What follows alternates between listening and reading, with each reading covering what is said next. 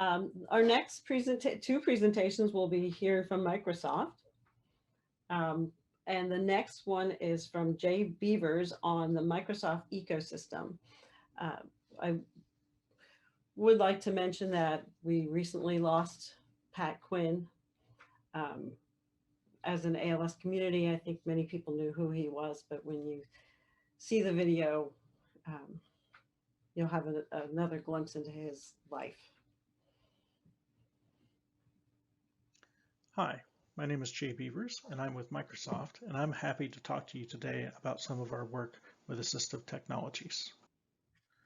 My team is called the Microsoft Research Enable Team. We were formed about 5 years ago to help create technology for people with motor neuron disabilities, diseases like ALS, Lou Gehrig's disease, etc.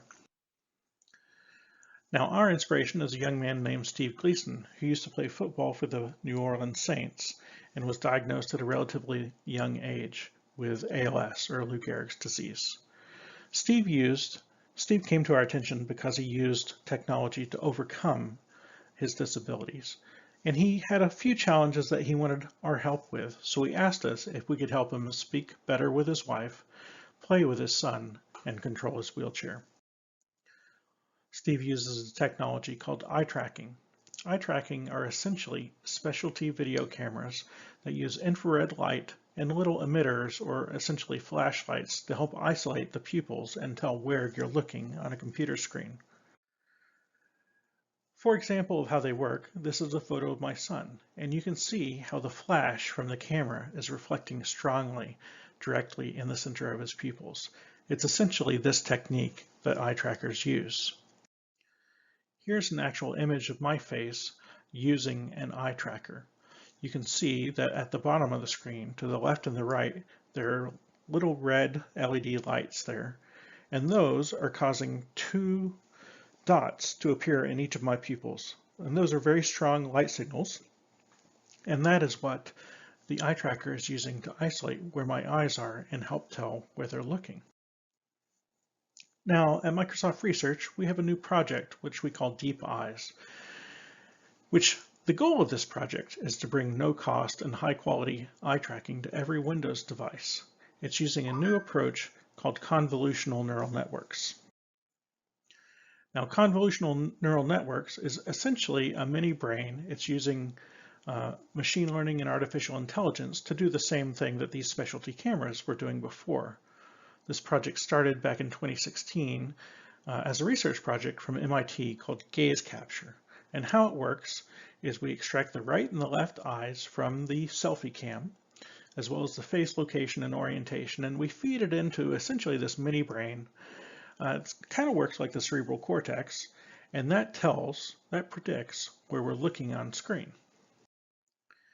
Now, one of the challenges with this technology is recognizing the eyes and facial features.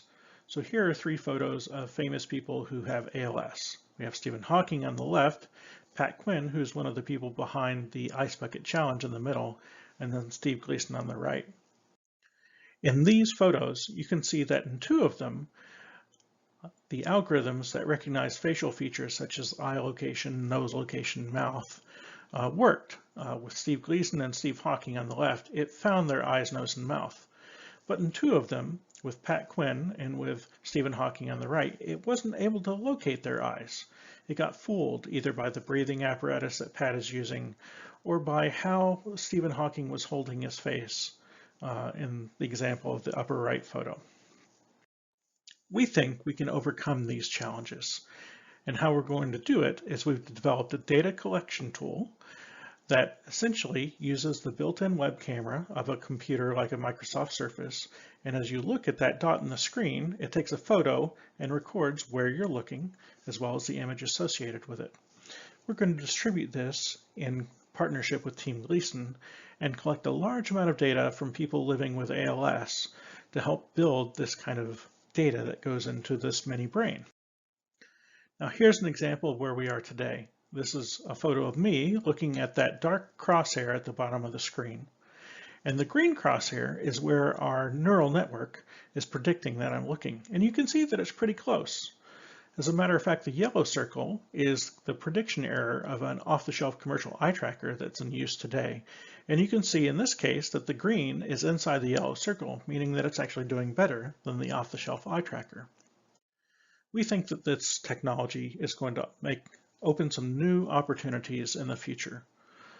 One thing that it's going to do better is it will work outdoors in the sunlight. Today's eye trackers use infrared light, which the sun washes out, so they work well indoors, but when you take them outdoors into a sunny day, they stop working. The other is we think that this is going to bring down the cost of this technology. Today, these specialty eye trackers cost upwards of $1,000 to add to a computer. In the future, you'll be able to use the camera that comes built in with no additional cost. And because it's a neural network that can learn about different people's faces, we think that we're going to be able to train it to overcome facial variances and occlusions like breathing apparatus so that it will continue to work even in extreme cases like we saw with Pat Quinn and Stephen Hawking. Thank you very much for your time today. It was my honor and pleasure to talk to you about some of the technologies that we're working on, and we hope to help make the world a better place through assistive technology in the future. Thank you. Thank you so much. That is very cool, as Amber is saying in the notes. It's something that, of course, we're all very interested in, working with people with ALS, MND, that we want them to continue to communicate and access their environment for as long as possible. So are there any questions that are coming in? I do have a question just about some of the timing, because certainly the sunlight issue is something that we've been dealing with for years now. It's somebody who wants to go out and use their eye tracker while they're at their child's soccer or football game. Where are we in that timeline? Well, it's a research project. So as someone who works on the kind of bleeding edge of this, I get to wave my hands and say the future. So it's still going to be a couple of years out. There's a lot of promise in this technology, but we are also using new concepts in machine learning. And we require hardware that can run these kind of miniature brains. So some devices, like a modern iPhone, actually has a little new type of processor built into it that can run these neural networks, and some devices don't yet. So it's a technology that's coming, but it's kind of not completely distributed across every computer and every phone that you have today. So 3-5 years is kind of what I'm thinking is when we're going to see this become something more out there. We've been working on it for about, to give you an idea, we've been working on it for about a year at this point. MIT started the work in 2016, so we're already about 3 or 4 years into it. That gives you the idea that the speed that this is working. A big next step, as someone mentioned in the comments, is to make these brains work, we have to train them. And that means collecting lots of data and making that data available to run through the computers to come up with what we call a model. So I think we're going to be spending about the next year basically doing data collection to build these models. And that will give us a much better feel once we have the data set collected. Well, I think you're talking to the right group for that. If you need people to beta test, we know people who would be happy to beta test them. That sounds great. We're actively working on shipping the data collection app right now. Our initial plans are to work with about 100 people living with ALS through Team Gleason. I'm working every day and getting the application ready to distribute to the first 10 of those people to get feedback and make sure that everything's working fine. So it should be in the next few months that we start to expand the collection of data. So there are some questions, you mentioned the different eye tracking. There are different hardware systems for eye tracking. Are you just using it as a generic term then, and it would work with multiple hardware devices? In our case, we don't use eye trackers with this technology. We use the cameras that are built in that we're using right now. So the video cameras that we use for Zoom are the same video cameras we use for this technique. That's what's different about it, is we don't have to put a specialty camera onto your device. So just to throw a little glitch in that, so we're talking about all these video calls and things that we're doing with our people with ALS MND, they are also using their cameras then for the Zoom calls. So if we're doing a telemedicine visit, we're using that camera, and if they would also be using that as their device, would that, or is that being thought of at all? Is that on the? Not yet. We're too early to you bring up a good point. So right now we're still working on getting the feasibility of the technology to make sure that it works. To give you an idea of how that type of scenario would work on many devices like a Microsoft Surface or on an iPhone, they actually already have a couple of cameras. You're familiar with them having 2 or 3 cameras on the back. Many of the selfie cams, we have 2 or 3, or not 2, but it's not uncommon to see 2 cameras on the front-facing camera as well. Typically, we're using one of them for video conferencing, and we're using one of them for, say, facial recognition technology for like authentication. So that would be how you would handle it in the future. But that's you're ahead of where we're at today. I think there's actually quite a few questions coming into the chat box. People are jumping right to brain-computer interfaces.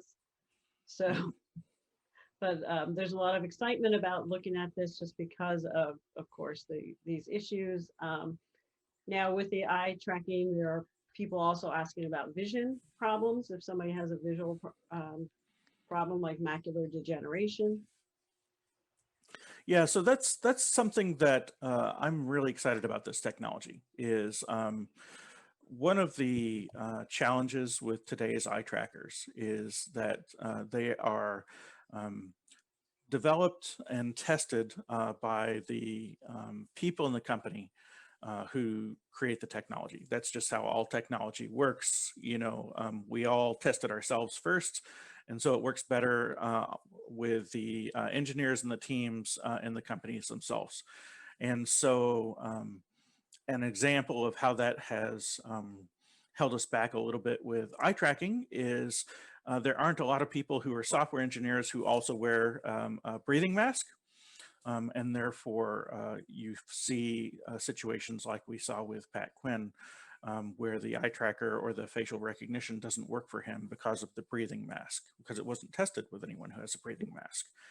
Something that's different about neural networks is it works very similar to the human brain in that we don't, as a computer programmer, I write down a specific algorithm for how my computer is going to work. I'm going to look for eyes by looking for oval shapes approximately in the center, approximately above my nose. A matter of fact, one of the reasons that the eye trackers don't work is that they first tend to find the point of the nose, and then they use the point of the nose and a little bit of geometry to find where the center of the eyes are. And so if you can't find the point of the nose, it's hard to find the eyes. Neural networks work more like a toddler in that they kind of learn based on their environment. And it means that you can customize them to an individual person, just like a toddler would learn how to recognize his or her mom's face, right, based on their personal experience. So we can do what's called transfer learning or training to specific situations. And I think that's going to help a lot with these eye conditions that are causing problems with, say, about 1% of the people who try to use eye trackers today. Right. So I'm actually really hopeful that that's one of the problems we solve is, you get it and it doesn't work for you because you have had some type of LASIK or some type of eye surgery. And that means that the eye tracker doesn't work for you. Well, in the case of a neural network, you can say, okay, let's take this and let's have it learn my particular face, my particular eyes. And it can adjust itself. So Right. that's a big promise. Right. And then of course it would have to adapt. So if that person then does get a mask, Mhm. it would have to adapt. And so there were just some other people mentioning things in the chat specific to the ALS M&D group, Mhm. and how we would love to work with you and let you know of some of either our issues or things that we've come up with. One of the Lisa Brewing mentions that she's put tape on the shiny spots of the BiPAP Max so it doesn't reflect back. Just Mhm. we're also here. We're thrilled with the work you're doing, and again, we're here to help you as well. That sounds great. I really look forward to working with all of you. And if you haven't met Nick Goldup yet, you should. Very good. Some of the other questions, are we working with other companies? We absolutely are. I spend a lot of time talking with Google, for example. Was on a call with them yesterday discussing a similar project. So we definitely reach out. We spend a lot of time working with eye tracking companies, of course. Leaders such as Toby are great partners of ours. And we are committed to making this data available on an open platform, on research platforms, so that we hope not only can we use it to help develop these new neural networks, but we allow any other company or research organization to take it and learn from it. The area of artificial intelligence and neural networks is moving very, very quickly right now. And so I expect that I have very little monopoly on how to make it work right. I expect that there's going to be, 14 other people who actually come up with better ideas than I do once they have the data in their hands. So I'm looking forward to what happens with that over the next few years. Excellent.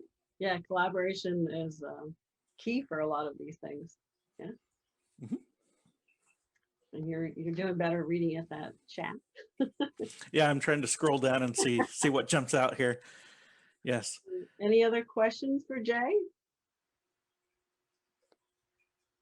All right, if there are, feel free to put them in the chat. I kind of liken that to when we say, if you have any other questions, come up and speak to the presenter afterwards. In this case, since it's virtual, if you have any other questions, please feel free to put it in the chat afterwards. And with that, we'll move on to the next presentation. Thank you so much. Thank you, sir.